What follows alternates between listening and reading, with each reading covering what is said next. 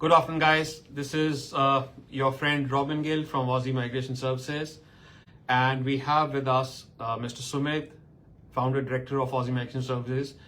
Yet again, I'll start with a line as I was hearing today somebody in the morning saying that कि आशियां यूं ही नहीं बनता तिनका तिनका जुटाना पड़ता है आशियां यूं ही नहीं बनता तिनका तिनका जुटाना पड़ता है मंजिलें यूं ही नहीं मिलती जज्बों में लाना पड़ता है. So with same Josh, same Junoon, we come again in front of you today to share more updates on immigration to Australia. Today in this series, we will be talking about the aspects of student visa. So thank you Sumitji for taking time out today for this event. And we all welcome you here. And thank you guys for sharing all those questions that you shared with us for the event. Now, we will be quickly reading the questions as we received. And if you have any questions that you have still in your mind or when you connect with us, please feel free to share those questions also with us. So thank you. So here we start today. Now, we are very overwhelmed with all the rich questions that you shared. So I'm going to pick up those questions and start reading those, okay? Now, the first question that we have is that what is the eligibility criteria for a student's visa? Thank you very much, Robin, for this webinar, and I hope today's webinar will help the students. So before we start this webinar, I would like to share a small news which is going all the platforms since yesterday, the allocations. So although the allocations are less in numbers, but I would say don't disappoint. This is just a start or a beginning of the year, and still it's a long way to go. Department will definitely give the allocations later in the stage to the states, and you don't need to be disappointed and be positive, and everything will be goes well on a plan. So your first question is, what is the eligibility criteria for a student visa? Student visas have a different streams, we can say, like school sector, vocational sector, higher education sector. So they have all the different requirements. But if we talk about the basic requirements for the student visa, the applicant need to have a confirmation of enrollment from the institute where they want to study. Confirmation of enrollment means their seat has been confirmed by the university or a college or a school, and the student can start their studies on a student visa. The second requirement is English. The third requirement is funds. So although it's matter whether you are going on a level 1 college, level 2 or level 3 college, the fund requires may change. Your overseas student health cover is another requirement.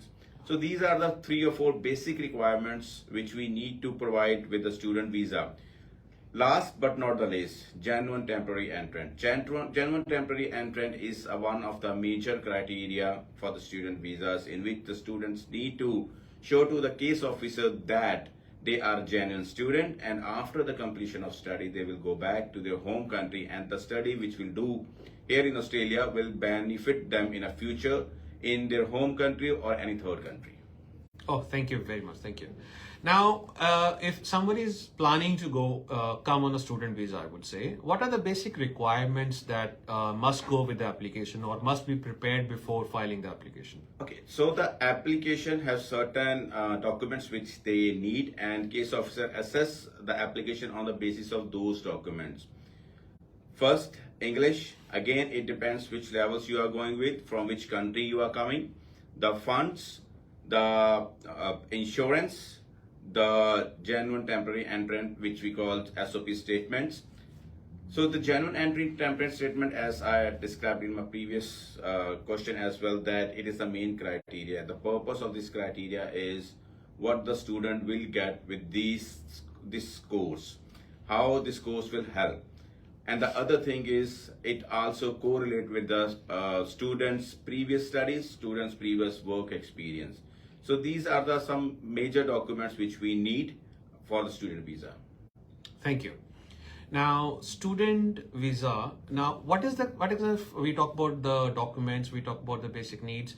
What kind of cost is involved into this? There are certain number of elements or a criteria for the cost in the student visa.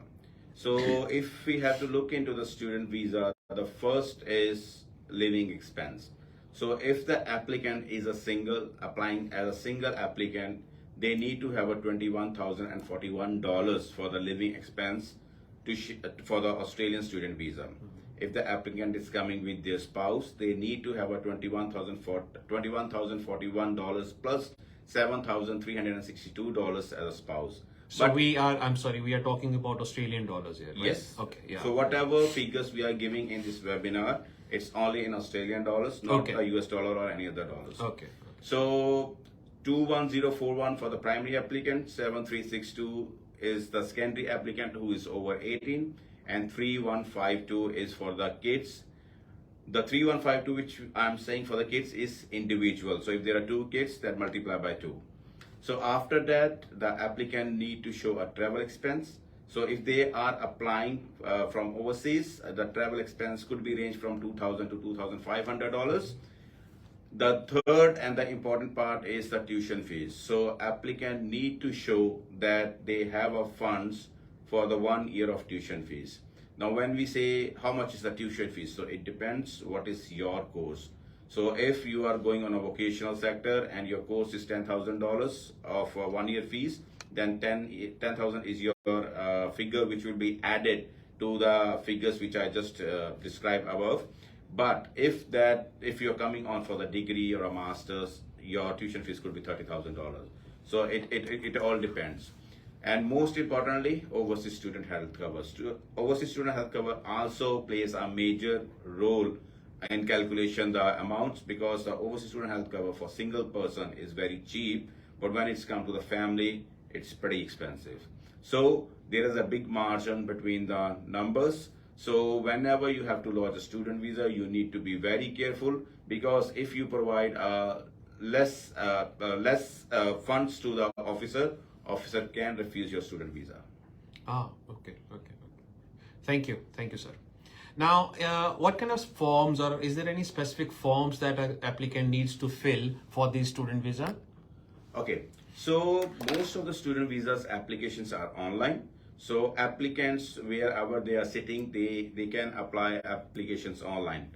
But there are some exceptions as well. If applicant is not able to lodge an online application due to the technical glitch or technical problem, then we need to take a special approval from the Department of Home Affairs to lodge the paper application.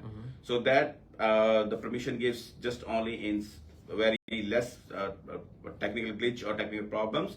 But overall, the student visa application is a 100% online application. Okay. Now, when we talk about the comparison between country A and country B, we always say that Australia has very good health services or health cover or those kind of social securities. So what kind of health covers does a student has, or a person on a student visa has? Okay. So anyone who is coming here on a student visa, they need to have an overseas student health cover. Now, the very common question sometimes students ask that can they take the student health cover from overseas? The thing is, like, sometime when you take the overseas student health cover or travel insurance from overseas, they are not accepted in Australia. So if something happens and you need to go to the hospital, maybe your cover or your claim can be denied by the insurance company.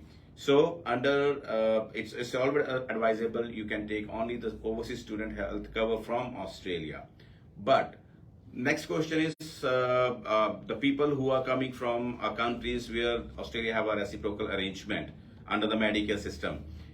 So the people who are coming from the countries who have a reciprocal arrangement with the Australia, they also need to have an overseas student health cover, because the Medicare does not cover the complete medical services. If I remember on top of my head, the Belgium is one of the country which have an exception, but otherwise, even though if you're coming from United Kingdom or any other place, you need to have an overseas student health cover. Okay, now when we say reciprocal countries, so reciprocal means citizen and PR also, or just the citizens? So when we say a reciprocal, it's most of the time the citizens who are the passport holders of that country. Oh, okay, thank you. Some of the countries also accept permanent resident, but most of the time they are citizens. Okay, thank you. Now, since we're talking about the health and student visa, so are there any health screenings or vaccinations that a person must have before coming for on a student visa? Yes. So if someone is applying for the student visa from offshores, they need to go for the medical examination, and if the medicals get cleared, then only they will get the visa. In normal circumstances, we can say the chest X-ray is one of the criteria. Then they need to go to the medical examination, which include urine or blood test. The third one is EGFR. It's something related to creatinine level to check. So they are the three main criteria that applicants need to meet if they're coming from overseas. So are we saying the health insurance is a must-have or it's an optional thing? No, it's a must. Overseas student health insurance need to be must. Without overseas student health cover, your student visa cannot be approved. Okay, fine. Now, what is the duration of a stay for a person, or for how much time does the visa allow you to stay in a country, in Australia? Would be specific. It's a very good question. So some of the time student ask whether they can get a 10-year of a continuous student visa. The reality is the maximum time you can go with the 5-year visa only. But once you cover that 5 years, if you want to continue your study, you can apply for a new visa. But on a one go, the maximum time frame is 5 years. Okay. I have heard many people saying that there's another option or another thing that people try is converting a tourist visa to student visa. Yes. Is that a good thing? Does that happen? Is it tough? So could you tell us more about that, please? Tourist visa, yes, it's possible that people can convert tourist to student visa, and people are getting lot of grants. Even we receive a lot of grants from tourist to student. The only thing which we need to be careful with the tourist visa is your tourist visa does not have a condition 8503. If your tourist visa have a condition which says 850 no further stay, then you are not eligible or you cannot apply for the student visa while in Australia. Okay, and if we just talk in the layman's term, is there any age limit or upper age on this? Or for student visa, there is no age limit, but the thing is, everyone, whether that person is 15 years old, 20 years old, or 50 years old, they need to meet a genuine temporary entrant criteria. Whether they are applying from offshore or onshore, visa will only be approved if they're meeting the requirement. Thank you. Now, next question is there any specific time frame that I should come or land in Australia before my course start date? See, sometime we have seen that student visas come 2 months or 3 months earlier than the actual start dates. The time frame could be around 2 to 4 weeks where you can land before your course started. But here, sometime the students think that they can go 2 months or 3 months earlier or 4 months earlier to Australia so that they can work. But the actual thing is you cannot start working before your studies. So once your course started, then only you get the working rights. If you started working before your course commenced, then the immigration can take an action which can lead to visa cancellation as well. Oh, I was not aware of that immigration may take an action, but I was thinking that you're not earning. Why should we sit here and spend money and waste your time when we can have a lot of access online information also? So we are saying that 2 to 3 weeks is generally okay. Yes. Thank you, sir. Now, the next one is there any appeal process for visa denials, for student visa denials? Yes, it is. The thing is, when anybody is lodging an application for student from offshore, they don't get the appeal rights. But if someone lodging an application from onshore means inside Australia, if the person is inside Australia and lodging a student visa application, if their student visa get refused, they can challenge that decision and go to AAT. Okay. And how could be...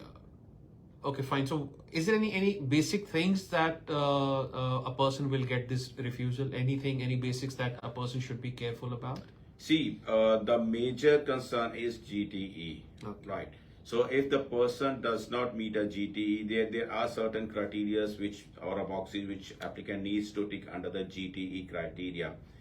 It's clearly defined under the legislation. So wherever case officer think that applicant does not meet the GT requirement, they still refuse the visa application by saying that applicant is not a genuine student. They have a doubt there it's a genuine student, so they can refuse it. But when you challenge that decision to the AAT, you can convince the officer or a members by face to face. If the members convince, your visa still can be granted because the member will remit the case back to the department. Okay, so since we are talking about conditions and do's and don'ts or the right conduct, I think it would be apt for me to ask here that what are the conditions that one must adhere to while he is on a student visa? Every visa which is granted, they have a certain number of visa conditions.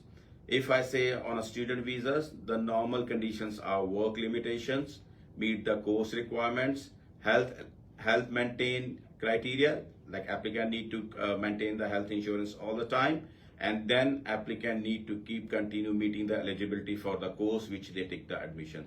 So these are the general conditions which impose on every student visa. There are certain other general conditions like address change or other conditions. So there are conditions which they need to follow all the time. I didn't understand the legibility. So how does one maintain the legibility? How can the legibility change? Because I'm sorry, I failed to understand that. So could you tell us more about, like, if I come on a visa, what could change that my legibility for the course may change? Okay, so I would give you an example for your better understanding.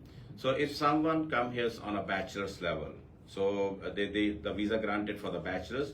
Now, in Australian qualification framework, bachelor's is level 5 qualification. Now, when departments say you need to meet the eligibility criteria, they mean that you continue studying on a bachelor's level.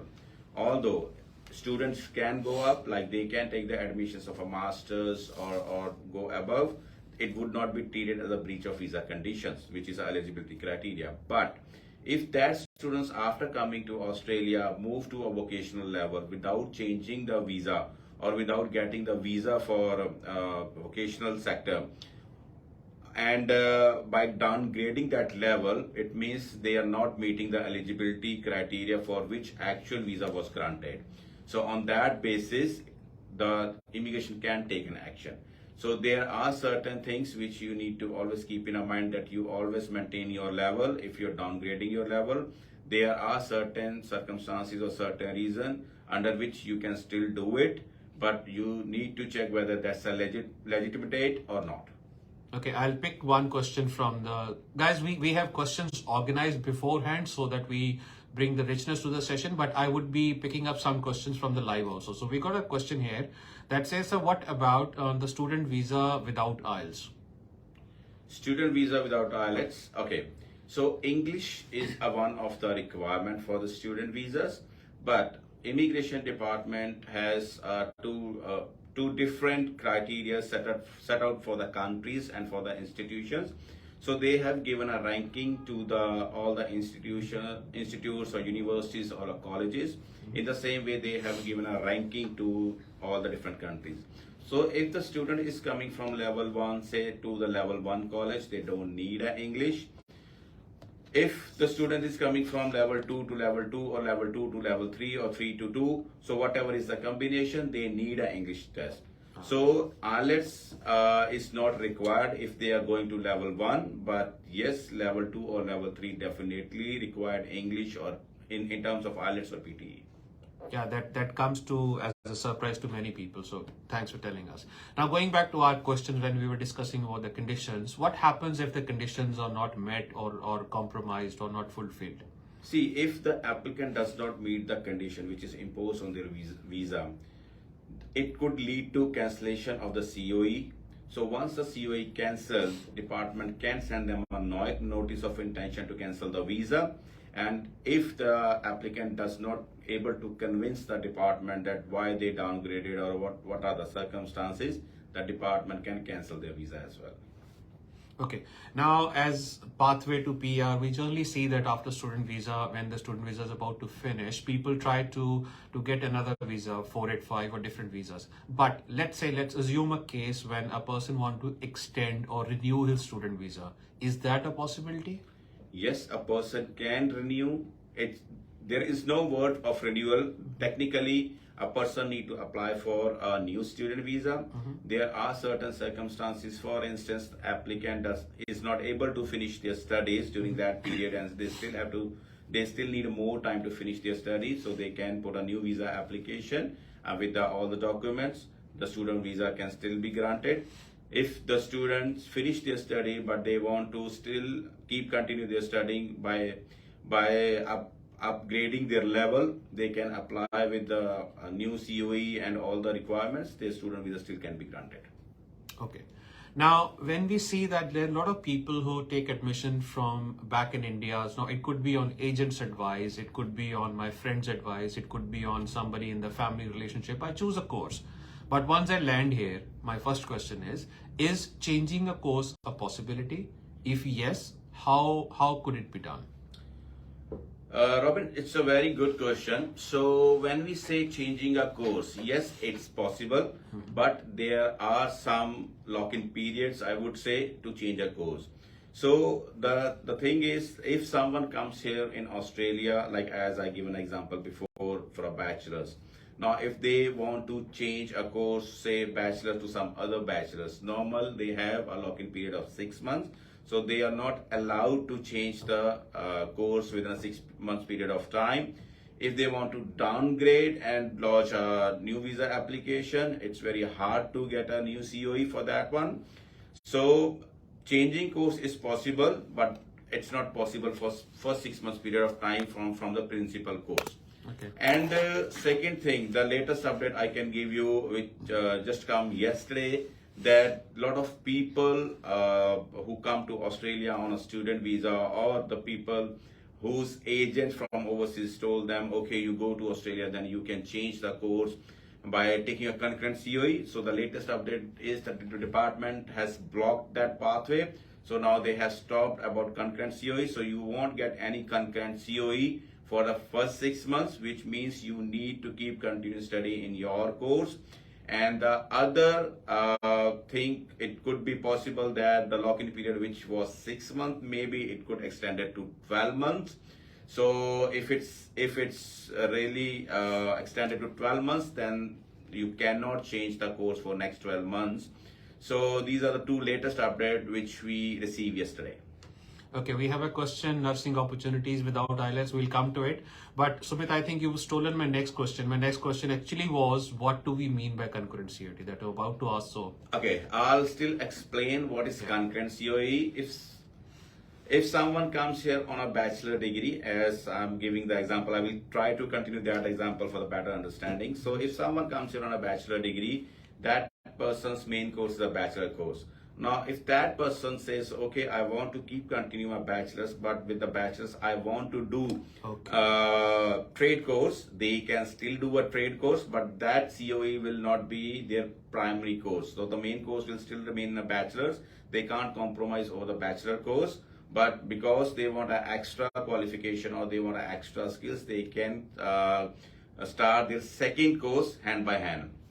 But now what was happening on the basis of concurrent COE, people or the agents lodged the visa application for the students, and once the student visa granted, the student discontinued their bachelor's and moved to the lower level.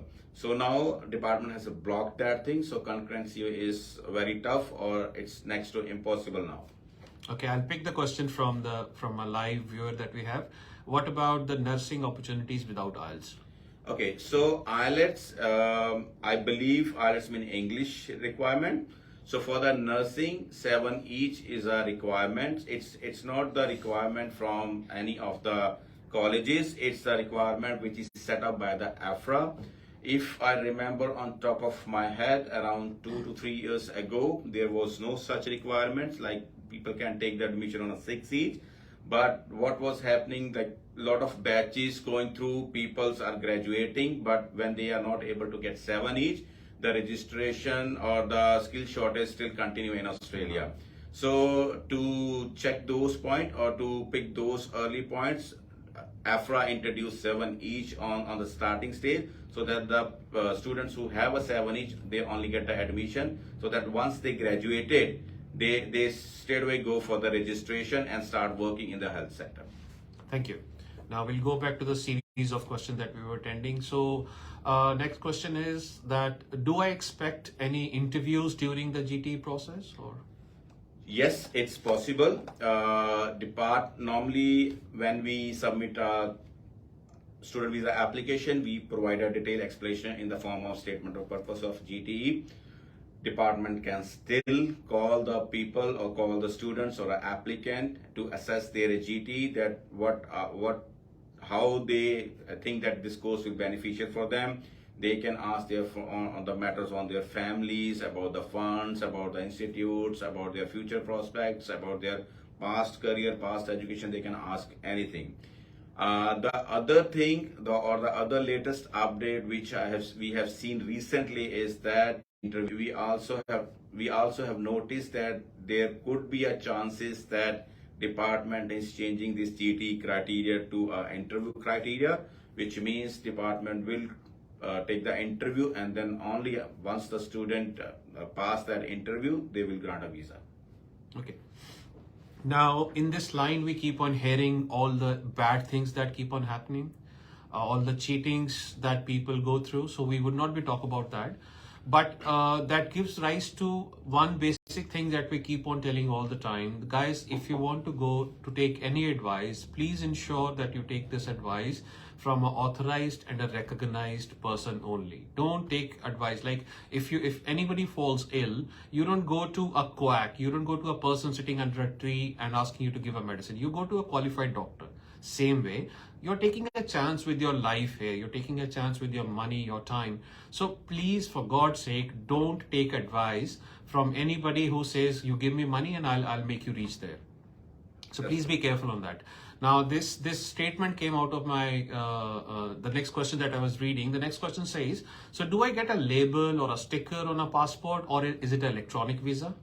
Australia has done all the visas electronically. If I remember, somewhere around before 2014 or 13, they put the stickers on the passports, but it's no more. Everybody is getting electronic visa nowadays. Okay. So what are the options of post-graduation work opportunities or extension? So everybody who is studying here in Australia, later on, they want a work visa. They want to get a local work experience. Yeah. So Australia does provide graduate visas after once the student finish their qualification. So if the student finish their vocational qualification, they will get 2 years of post-study graduate work stream visa. But if that person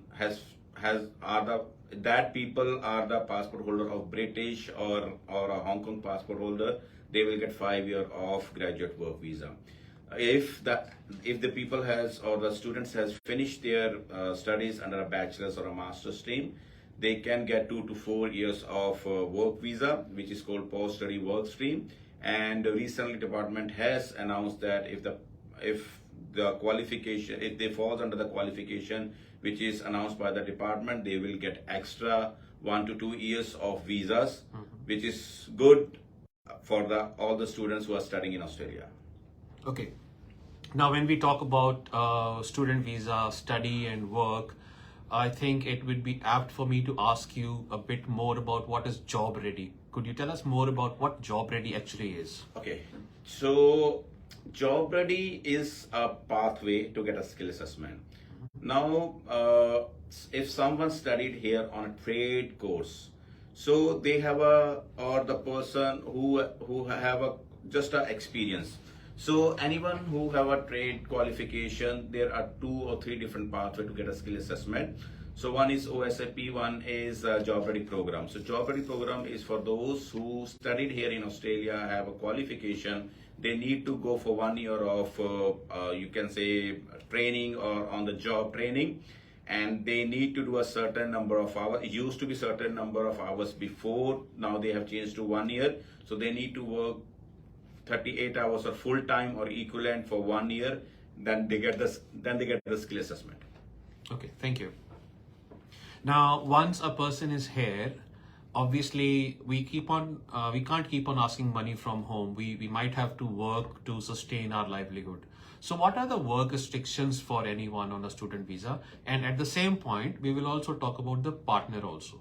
So if let's say I'm on a student visa, how about my partner going and working somewhere? Thank you. Okay, so I will differentiate between them. So if someone comes here on a vocational sector, the primary applicant will get work right for 40 hours fortnightly, which are currently, it used to be 40 hours fortnightly, but as per new changes or new announcement by the government, it's 48 hours fortnightly.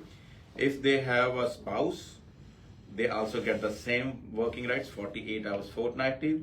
But if their session is not going on, then they can work full time, the primary applicant. Now, if we move to a higher education sector, the bachelors still they can continue with the 48 hours and their spouse still 48 hours. But if someone is coming for the masters, the primary applicant will be on a 48 hours, but their spouse will be on a full time. So only in the masters, masters or PhD, the spouse get the full time rights, but normally the primary applicants get the 48 hours if their studies are continuing, but if they have a holidays or classes are not going on, then they can work full time. Okay, I'll pick a question from the live listener now. My wife is a nurse, but for last 3 years she's not working, and can she still apply for work visa directly, or she has to apply for some other visa?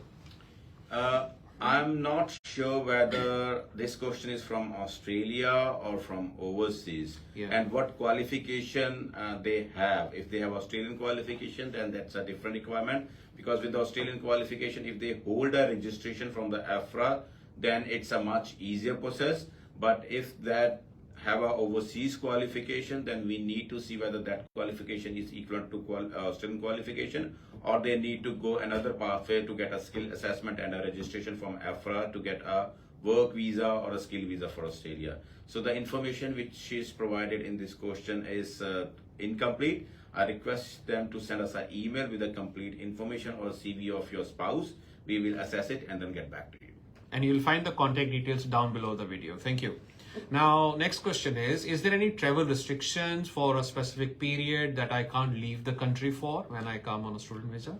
No, there is no travel restrictions. So it's a multiple travel facility. The students can come and go.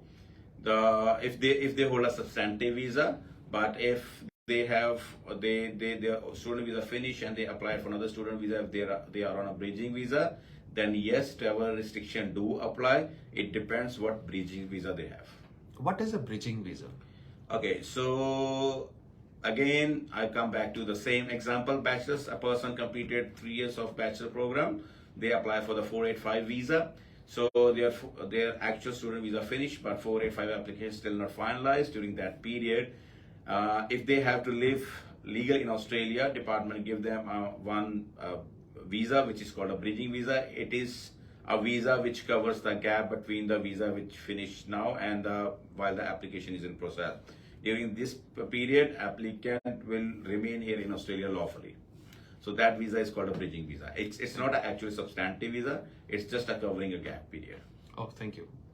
Now, next question is, are there any cultural events, clubs or activities that international student must participate in? It's not a mandatory, but it's always recommended. So networking is a very important part for not only for student, for even a normal person, for like us as well. Because with the networking, you open a various door. You maybe get a job opportunity, or you come to know the way what's going around you. So we always advise to go for the events or do a networking. Even we do have some Facebook group pages as well, where we for the students and for the skilled people, where they can come together, ask question if they have any doubt, and even we help them to ask question, and we even answer their questions. So we will share those links later in this chat. If they are happy to join, they can join them, and if they have any question, they can ask in the group, which could be answered by me or some authorized person. Thank you. Yeah, guys, we are all professionals, and we know that it's not as student visa these networking groups, meeting people, meeting like-minded people is always very important for any person. He could be a professional or a student, because only that's one way of understanding what's happening in the market. It evolves your personality. It gives you an opportunity window to know what other people are doing to be success. We do participate in these kind of events. There's another event that is we are going to again. Sumit sir will be going and talking and giving a lecture. There is on 31st of July. That's a free event for students. Some other good organization is doing. We're just going to partner there. So I would rather insist that you should keep your eyes and ear open to see what's happening in the market, so that you evolve as a good person. Right? It's always very important. It's rather critical. Here I want to correct Robin. Robin said 31st of July. It's not 31st of July. It's 31st of August. Yeah, I'm sorry. I'm so sorry. Yeah, 31st of August. Yeah. If you guys are interested to come to that event, you can come to our Facebook page. There is a detail over there, and you can register for it, and you are most welcome to come in that event. Thank you, Sumit sir, for correcting me. Now there was a question that what about the business visa? That is from Chandresh. We would not be deviating from the topic. We will stick to this topic for student visa, and we promise we will be coming to other visas also. In this series, we will try to touch all possible aspects of different visas and different assets of the field. Now the next question is there any language courses available for international students? That helps you improve your English skills?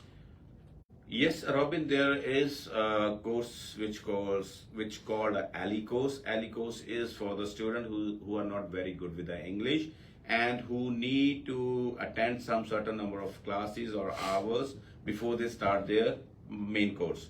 So ALI course is designed for only those people who are not very good with the English. So a lot of people come from overseas to do a ALI course, and then they start their main course. So the option is available. Yes. Thank you. Now next one is, can I make travel arrangements before receiving my visa decision? I believe this question is little bit vague, because what sort of travel arrangement applicant is looking for, not sure whether the travel arrangement means from overseas to Australia or from Australia to overseas. So I request them to please send us a clear question so that we can answer this question. Thank you. Now I got a question on the screen again that says, sir, I need to know about the immigration process. So can you please advise? Yeah, again, this question is very vast. Immigration process is quite vast. We need to understand your condition, where you are right now. Accordingly, we can give you advice, we as an organization. Now, next question on the list is, can I purchase my health insurance from a host country, or do I need to arrange it before the departure? See, overseas student health cover is a mandatory requirement for the student visa, and it's always advisable to buy from Australia. Some people do buy a travel insurance when they come to Australia, and actually that travel insurance does not give an appropriate cover to them if something happened here in Australia. So it's always advisable and it's always better to buy a overseas student health cover in Australia. Yes, there are a lot of companies who provide these services, and the premium could be different. So it's always better you do your own research with the company, benefits and the premium, and then take the insurance accordingly. Sure. I have again a question popping up on my screen. How much is the cost of the student visa? Michael, we've already addressed this question. This video would be published on YouTube and on Facebook. You can please go and rewind the video and watch that. I'm sure we attended it in detail, and you'll be happy with the description that we provided in there. Otherwise, we always are available for you. Now, the next question is, can I transfer to a different education institute or change my study program while I am on a student visa? The answer is yes, you can. As explained earlier, if you are going from bachelor's to bachelor's or master's to master, don't downgrading your level, you can still go. But if there is a lock-in period of 6 months, that still applies. But if you are coming from master's to bachelor's or master's to vocational sector, you need to apply for a new visa. Okay, so the answer is yes, you can, but you must have your visa read by a competent person to see if there are any conditions apply or not. So advice from a professional would surely help.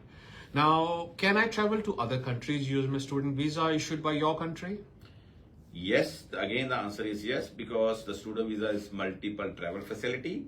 Student visa does not restrict the person to travel to some other countries. The visa is only issued for the person who wants to come to Australia and wants to go outside Australia. So if they wants to travel to some other countries, they need to check the requirement of the other countries, what are the requirements, and if what are the options for them to go to that country, they are free to go. Perfect. Yeah. Next question that I'm reading on the screen, this is quite oftenly asked by people.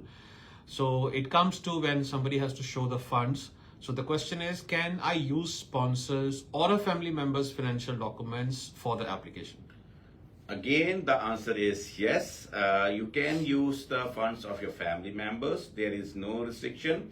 So if you can show a proper documentary evidence showing the relationship between you and that person who is sponsoring you or a family member who is sponsoring you, then immigration does not have any problem. They will happily accept that funds.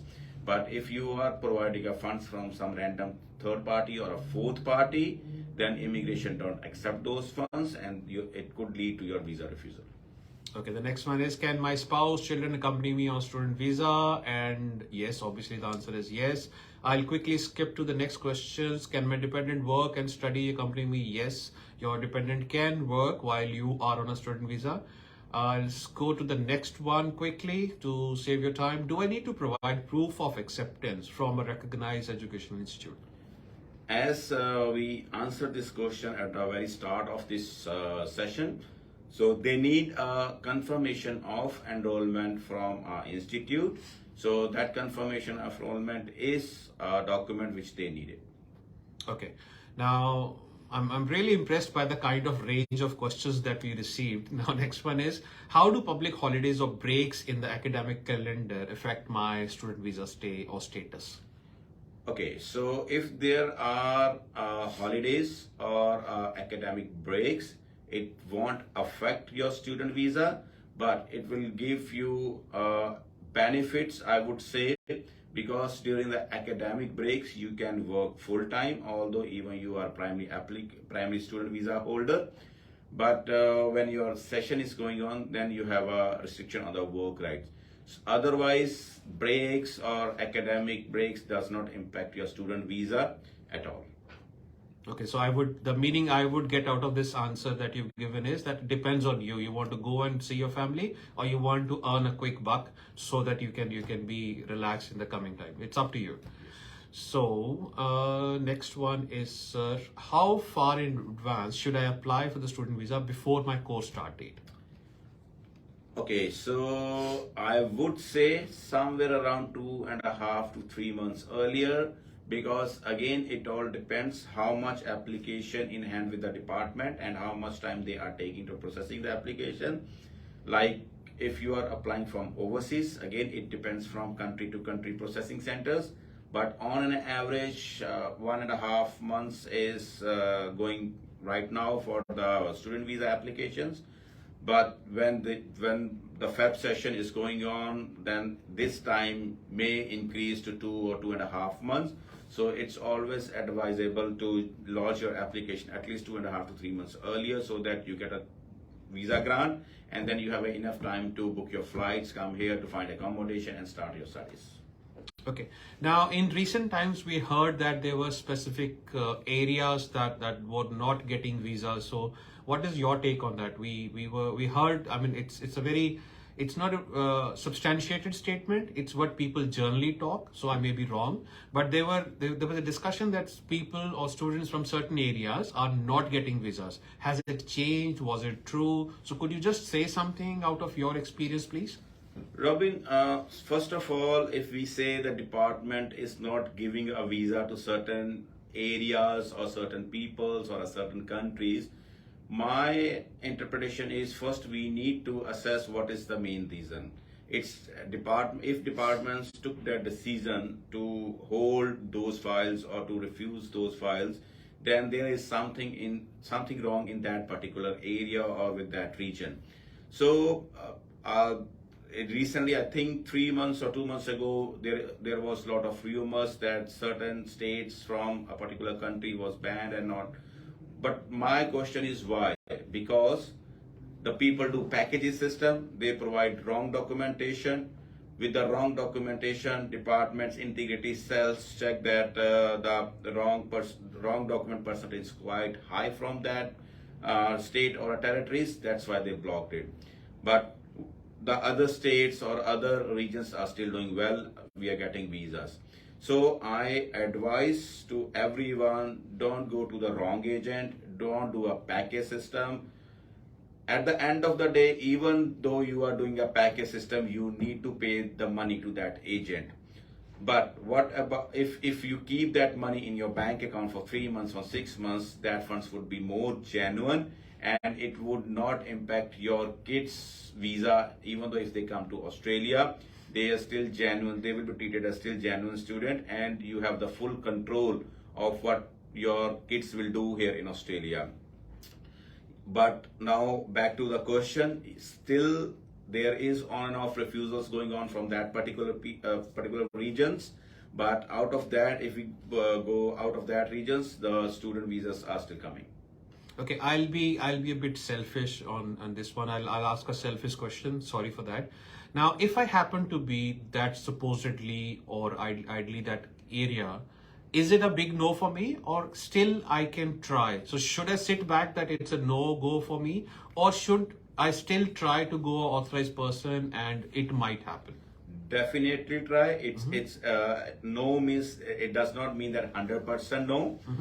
So we still receive some visas from that regions, but it would be tough as compared to other regions to convince the university, because university will check all the documents and or do the integrity check and everything, documents verification, and then only they will issue an offer letter or a COE. So the process would be harder and a longer, but it does not mean that those areas are 100% in a no category. Yeah, thank you very much. I got a question on the screen that talks about hours of working in every fortnight. Guys, I'm sorry I can't read your name. It has just the question has skipped. But yes, we already talked about it. Please go to YouTube. Please go to Facebook. Rewind this video. We already addressed this question in detail. Now we would be going to the next question, which is very particular. We talk about the trades courses, and it could be different trades as chefs or tradies or welders. So it's a few questions that are specific to trade. Now, next question that comes from a very different and a very upcoming field, that is painting. So the question is, what is the scope of painting trade in Australia? It's a good question. So I want to give a little bit more explanation on that one. Overall, painting trade occupation is a good occupation. I have my own reason for that one. So when we say why, it's all about demand and a supply. So when there is a more supply and a less demand, it's not good for anyone. But when there is a more demand and a less supply, it's always the market always create a lot of opportunities. So now if I come to this question, there is a still big difference between a demand and a supply. I would say a lot of students go to these occupations just to get a PR. But in reality, if we check near around us, there is a lot of good career options in this as a trade worker. In Australia, construction sector is on a high, booming. People are not getting the houses, and new houses are building up. They all need these paint workers. Even the houses which are old enough, 3, 4, 5 years old, they need to do the painting. So this occupation never ends, but the only thing is how you proceed with this qualification and then this occupation, it also matters. If you want to make a career, then it's a very good career for you. It will give you a good money in return. But if the only option is to get a PR, then even though that this occupation is a good occupation. Yes, thank you, sir. Now, as we all know that Australia is not only advanced country, there's a lot of advancement that still is going on, a lot of infrastructure development. So all the scopes of trades, it could be builders, it could be trades, anybody involved in the buildings, they have huge opportunities coming up, Scone. Now, I got a question on the screen, which I think is, if there was any contest of getting the best question, I think this would be the best question. I'm sorry I skipped the name again. The question is really very nice. It says, sir, what happens if I fail or do not complete my study? It's a good question. If you come here on a student visa, your purpose is to get a study. In other way, if you are in Australia and if you think, okay, let's I go to US to visit a US, you buy a ticket, you book the hotels and in the different locations here and there, you spend the money.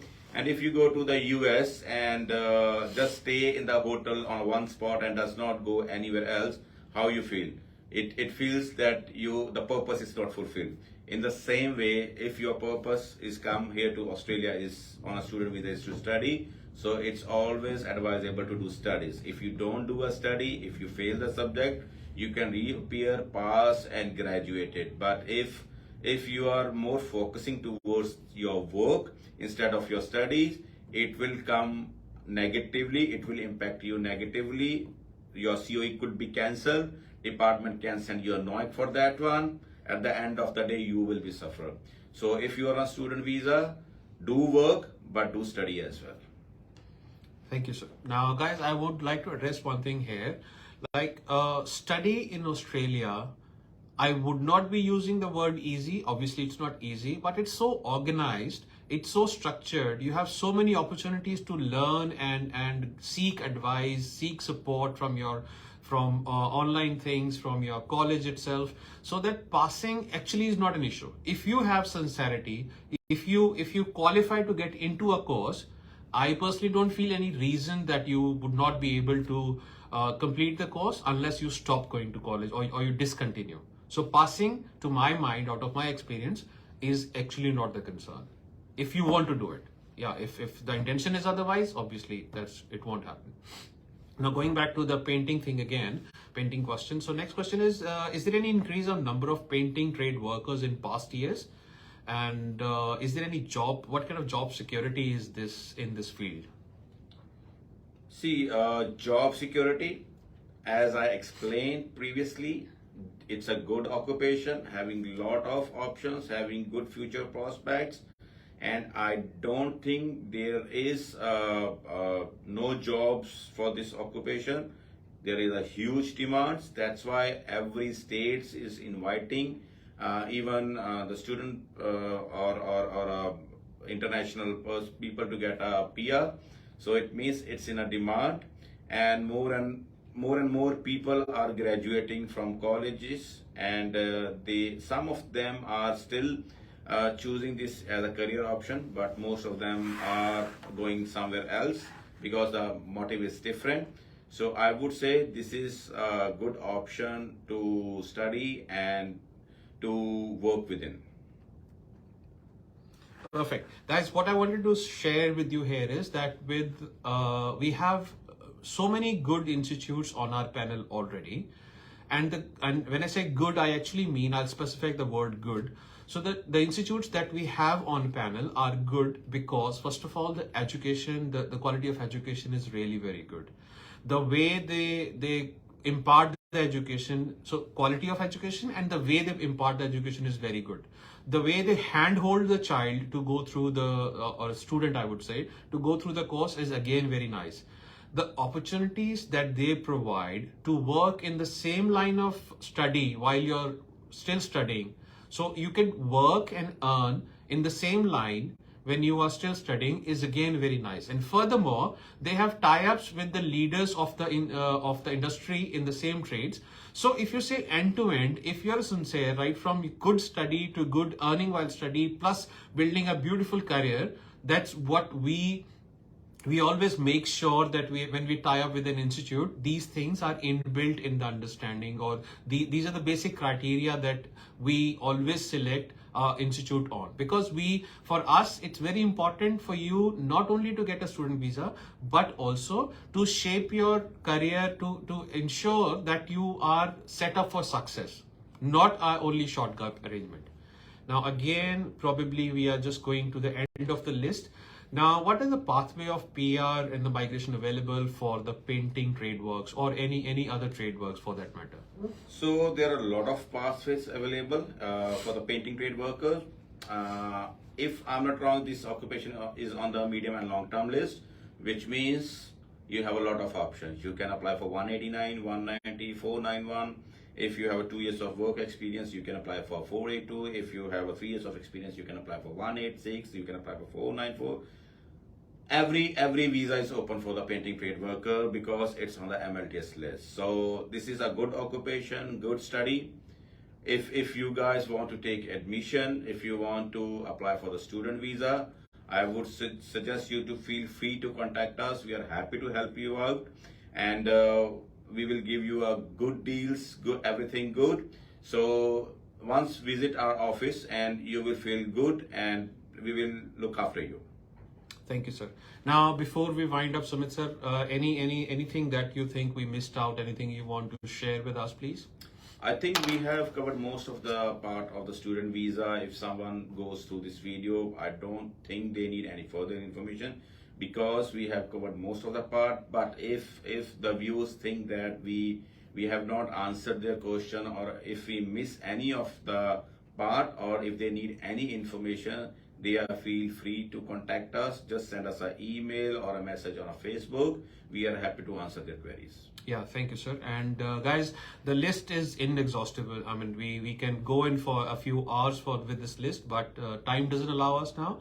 But we are about to compile this session now. But compiling this session does not mean that we are not there for your queries or questions. You have our access details on the same page under the video. Please feel free to reach us. We do these sessions just to help because we are into this field, and as Ozee Migration is a responsible organization, we want to share the information with the people who need it the most. And once again, I urge you to stay in touch with these series, stay in touch with us, so that you never miss an important update. Till then, I, Robin Gill, and Sumit sir, and everybody in the Ozee Migration team wish you a lot of luck and love in life, and we always are there for you. Thank you very much for joining us today. Thank you very much, everyone. Thank you very much. Thank you. Thank you.